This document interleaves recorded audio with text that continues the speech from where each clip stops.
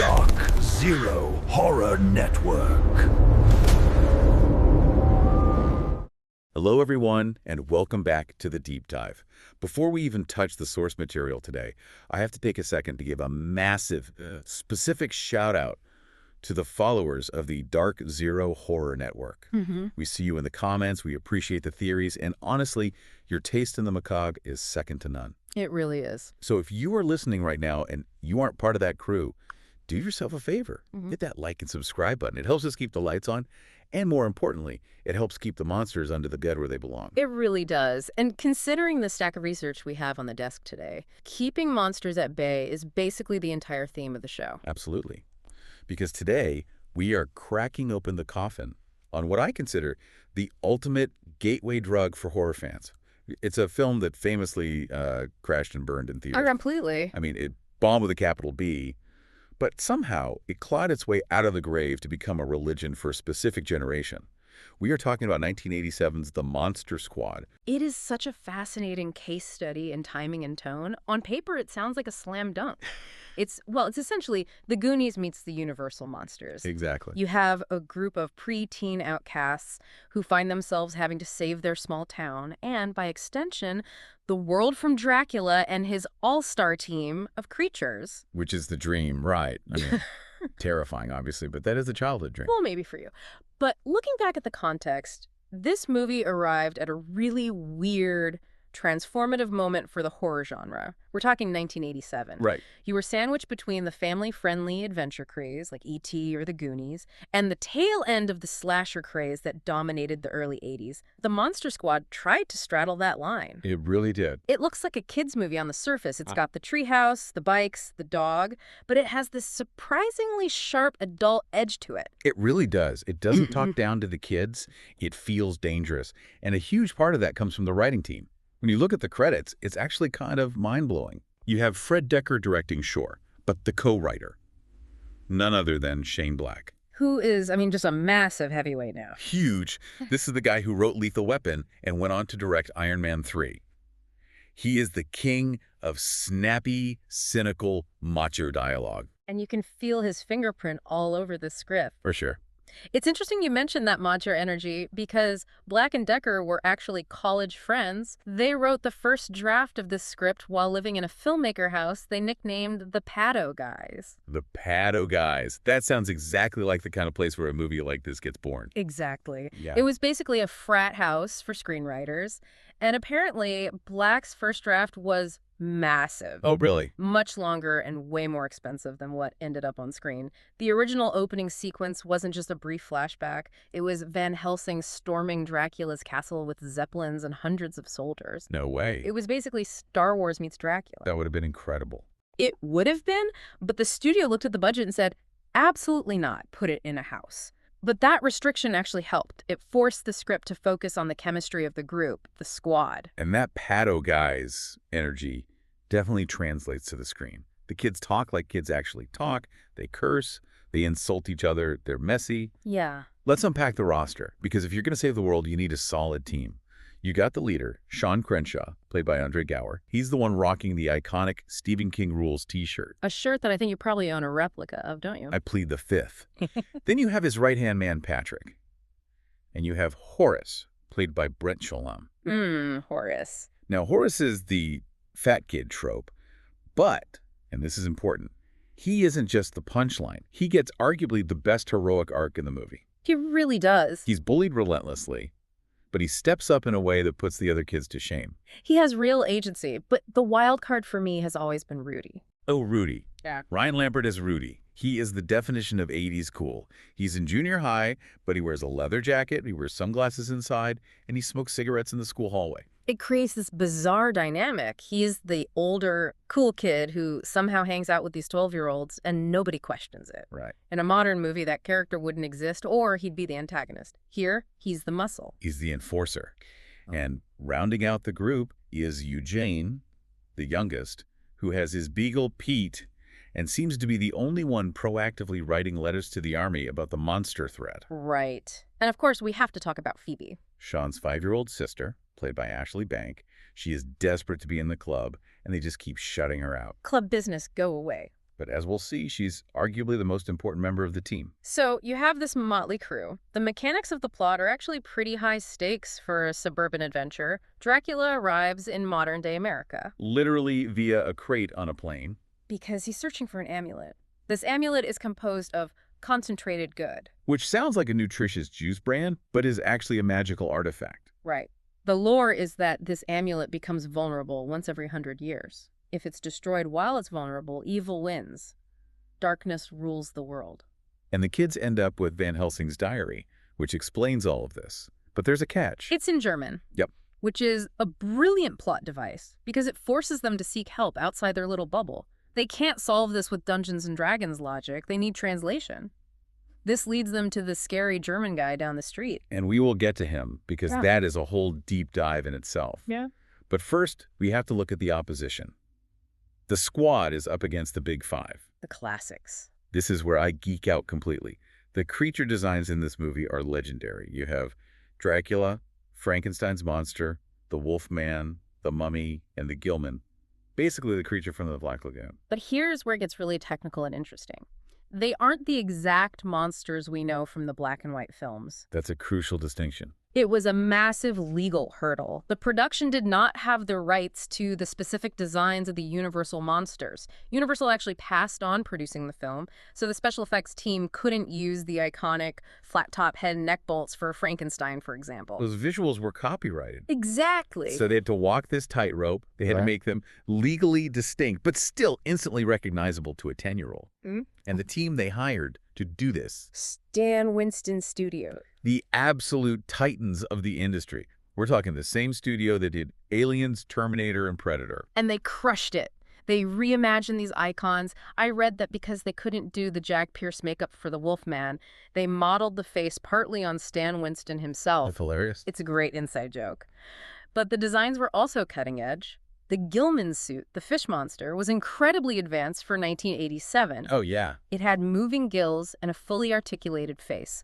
In fact, the techniques they developed to build that suit directly influenced the design work on Predator, which came out the same year. So the Predator is a cousin to the Monster Squad Gilman. In a way, yeah. That Gilman is terrifying. But the MVP of the monsters, for me, has to be Duncan Riegers as Dracula. He is fantastic, and he is genuinely scary. He plays it so straight. He isn't campy. He isn't winking at the camera like, ha ha, I'm a spooky vampire. No, he's intense. There's that scene where he lifts 5-year-old Phoebe up by her chin and calls her a bitch. It is shocking. Even watching it now, you gasp. It creates this massive tonal contrast. You have these goofy kids making treehouse jokes, and then you have a villain who looks like he is ready to commit actual murder. It grounds the horror. If the villain is a joke, the stakes disappear. Exactly. Rieger makes you believe he will actually kill these children. And a fun bit of trivia, Liam Neeson was originally considered for the role of Dracula. Can you imagine? I mean, he has the height for it and the intensity, but Rieger just owns that sleek, slicked back evil. So we have the squad, we have the monsters. This brings us to the showdowns and the memorable moments. We have to address the line that is literally in the title of the documentary about this movie. Wolfman's got nards. It's the film's calling card. It is. But what's fascinating is the context. Horace, the kid who gets bullied, finds himself cornered by the Wolfman in a phone booth. He panics, and he kicks the monster in the groin. And it works. It works. The Wolfman doubles over in pain. And the line isn't just a dirty joke. It's delivered as a moment of scientific discovery. The kids are realizing, oh, wait, these monsters have human anatomy. They are vulnerable. It humanizes the threat in a very weird, very funny way. It perfectly encapsulates that balance of humor and horror. Definitely. But on the flip side of that humor is the emotional core, which really centers on Frankenstein's monster. Played by Tom Noonan, and the relationship he forms with Phoebe. The film subverts the expectation. The monster isn't a killer. He's gentle. He befriends the kids. I heard that Tom Noonan stayed in character the entire time on set. He did. He wouldn't let the child actors see him without the makeup or out of character. Why would he do that? Just method acting. It was about maintaining the dynamic. He realized that if he played video games with the kids between takes, the fear and the awe would evaporate. He needed that isolation. Wow. So when you see little Phoebe hesitating to touch his hand, that's not just acting. That's a child genuinely unsure of this giant silent figure in the corner. It works. When he interacts with Phoebe, it's heartbreakingly sweet. But speaking of heavy themes, we need to go back to the scary German guy.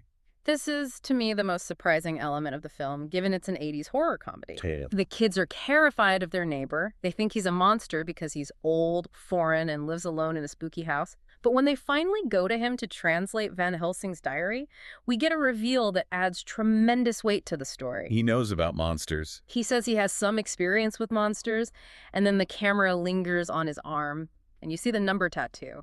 He is a Holocaust survivor. It's such a heavy moment for a movie that features a mummy hiding in a closet. It is, and it serves a massive narrative purpose. It distinguishes between the movie monsters, the kids are fighting werewolves and vampires, which are fantasy, and the real-world monsters that humanity is capable of producing. Right. It validates the kids' fight against evil by linking it to a much darker historical reality. The old man helps them because he knows what happens when good people do nothing. It gives the film a maturity that most kids versus creatures movies just don't have. Yeah. And then, right after that heavy realization, the movie pivots and does what the 80s did best. The preparation montage. You have to have a montage. It's the law. Set to the song Rock Until You Drop. You've got Rudy in woodshop class making wooden stakes on a lathe. You've got the kids melting down their parents' silverware to make bullets. It is pure adrenaline and cheese, and I love every second of it. So you have a great script by Shane Black, legendary special effects by Stan Winston, a catchy montage, and yet when the Monster Squad hit theaters in August 1987, it tanked. It didn't just stumble, it face-planted. We're talking a gross of something like $3.8 million on a budget of $12 to $14 million. Yeah. Why? How did this happen? It was I guess you'd call it a perfect storm of bad circumstances. First, and most importantly, timing. It was released just 2 weeks after The Lost Boys. Ouch. That is a killer. Exactly. The Lost Boys made vampires sexy. It had the soundtrack, the leather, the MTV style. It was cool. The Monster Squad, by comparison, felt like it was looking backward to the old 1940s monsters. So the teenage audience had already spent their money. The date night crowd, yeah, they went to the Lost Boys. And the marketing didn't help, right? I've seen the original posters. They were terrible. They were these cartoonish wanted signs. They didn't feature the actual terrifying designs Stan Winston's team had built. They made it look like a goofy cartoon for toddlers. And then there was the rating confusion. It was rated PG-13. Which is a tricky spot for horror. It's the death slot. It was too scary for little kids. Remember Dracula calling a 5-year-old a bad word and lifting her by the neck? Yeah, you can't take a 7-year-old to that. But the marketing made it look too young for teenagers. It fell into a demographic void. Parents didn't know if it was safe, and teens didn't think it was cool. But like a vampire, it didn't stay dead. No. It found a second life on VHS and cable. HBO played this movie constantly in the late 80s and early 90s. That's where I saw it. That's where the gateway horror label really comes from. Kids rented it, watched it at sleepovers, and realized it was something special. And the culmination of that cult status really happened in 2006. The Alamo Drafthouse in Austin, Texas, hosted a screening. I love this story. Fred Decker, the director, attended, and he was reportedly shocked. He had no idea the movie had a fan base. He walked in expecting an empty room, and the place was packed with people quoting the lines back to the screen. That must have been incredibly vindicating. And that resurgence led to the documentary Wolfman's Got Nards, which was actually directed by Andre Gower, who played Sean. That's right. It chronicles that whole journey of the cast realizing, wait a minute, we made something that people actually love. It's such a cool legacy. But before we wrap up, we have to talk about the finale. Because the climax of this movie is absolute chaos in the town square. It's a war zone. Dracula essentially declares war on these kids. He blows up their treehouse with dynamite. Which, again, Dracula using dynamite is just a funny image, but it works. Mm-hmm. And he blows up a cop car. It raises the stakes physically. The kids are gathered at the church, trying to read the incantation to open the portal to limbo and suck the monsters away, but they hit a snag. The virgin problem. Right. The diary says a virgin must read the incantation. They look at the squad, and obviously they're 12, so they should be fine. But they decide they need someone older to be safe. They ask Patrick's older sister. Who is, let's say, popular. Very popular. She tries to read it, she recites the German perfectly, and nothing happens. The wind doesn't pick up, the portal doesn't open. And the look on the kids' faces when they realize why the spell failed is priceless. It is one of the best adult jokes in a kid's movie ever. Steve? But she's popular. It went right over my head when I was 10, but now it kills me. It forces them to pivot to Phoebe. because obviously she's 5. She's the only guaranteed innocence they have. And while she's reading it, you have this battle royale happening. Rudy is shooting arrows at vampire brides. Yes. Horace has his moment. Yes, Horace, the bully, is there, cowering in fear. And Horace pumps a shotgun and delivers the line, "My name is Horace." He reclaims his identity. He isn't Fat Kid anymore. He's a monster hunter.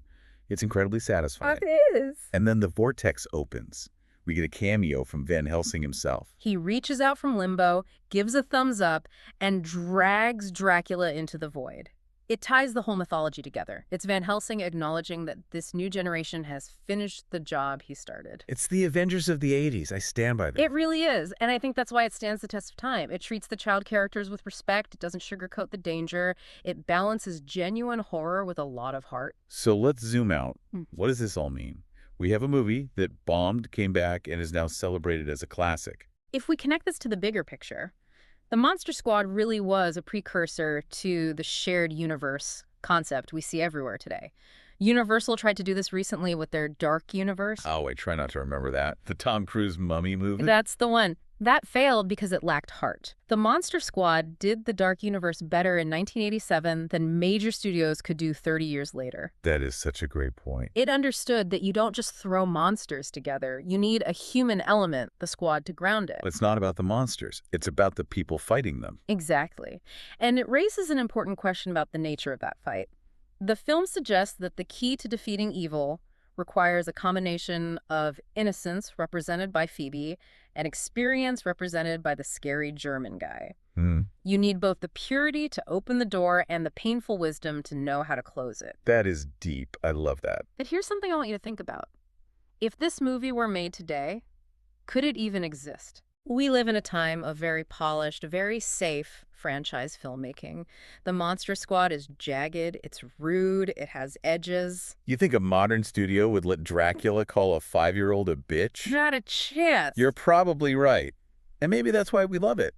It was a lightning-in-a-bottle moment specific to the bold, somewhat reckless filmmaking of the 1980s. I think so. Well, that is a lot to chew on.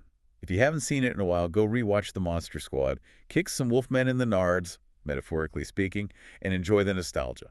Thank you so much for joining us on this deep dive. Thanks for listening. See you in the next one.